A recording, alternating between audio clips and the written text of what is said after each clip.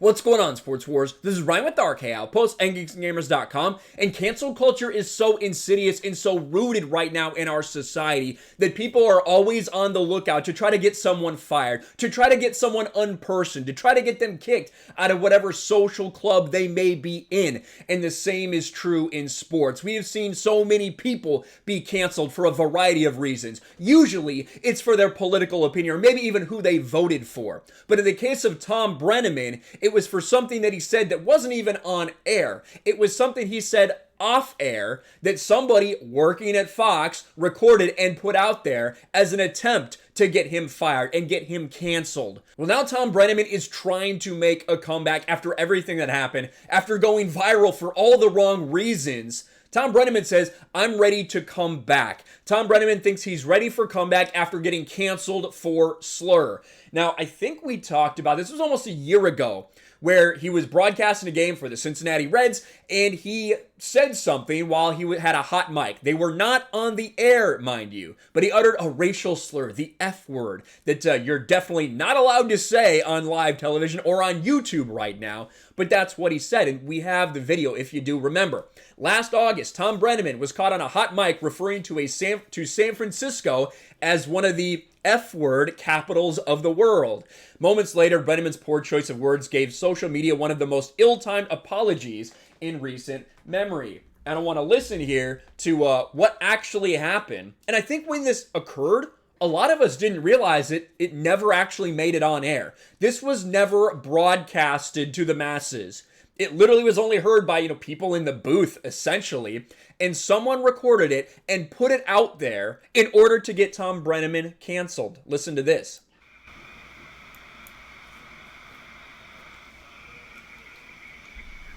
One of the capitals of the world. Reds Live, the pregame show presented by Ray St. Clair Roofing. So you can hear him say that. Obviously, I'm going to bleep it out because we can't have that on YouTube, not allowed on YouTube, but that's what Thom Brennaman said. And then on air, he was forced to apologize for this, right? Because it came down and he did this, and Big Cat tweeted out, seriously, Thom Brennaman calling a home run in the middle of a career-altering apologies, unintentionally the funnest video of 2020. And this was definitely viral because of the circumstances, because he was apologizing, and then because Nick Castellanos hits a home run in the middle of all of this. Watch. I pride myself and think of myself as a man of faith. As there's a drive in a deep left field by Castellanos, it will be a home run. And so that'll make it a 4-0 ball game. So in the middle of this apology, probably the worst moment of his life, where he essentially knows he's getting fired and he's not going to return to the booth, but he's still calling the home run in the middle of everything. I don't know if I'm going to be putting on this headset again. I don't know if it's going to be for the Reds. I don't know if it's going to be for my bosses at Fox. I want to apologize for the... So that was the entire situation went down with Thom Brennaman, and it's been 14 months since that happened. Well, now he's coming out and he's saying remorseful Thom Brennaman deserves to work again. He's already suffered 14 months of hell. He did this interview where he talked about he's ready to get back into the broadcasting booth, that he doesn't think this should be a death sentence on his career. And I agree. There's a lot of different stories of broadcasters out there that have done some crazy shit. Whether it's, whether it's like something from drinking and driving, which happens fairly often, someone get arrested for that, to sexual harassment, to sexual assault allegations, like all of these different things people are able to come back from in society. But cancel culture is so, again, I use the word insidious because that's what it is. It is so heavily pushed by so many of these different people for a variety of different reasons that it almost does seem like a death sentence for some of these guys. But Thom Brennaman has come out and said, listen, I think that I'm ready to be back. Thom Brennaman says that fans want him back in the booth. If I'm in the grocery store getting a cup of coffee, 99% of those I bump into, I'll hear, we wish you were back, we miss you. Let's say it's even 90%. Are execs going to make a decision to appease the 10%? Wouldn't you listen to the massive 90%?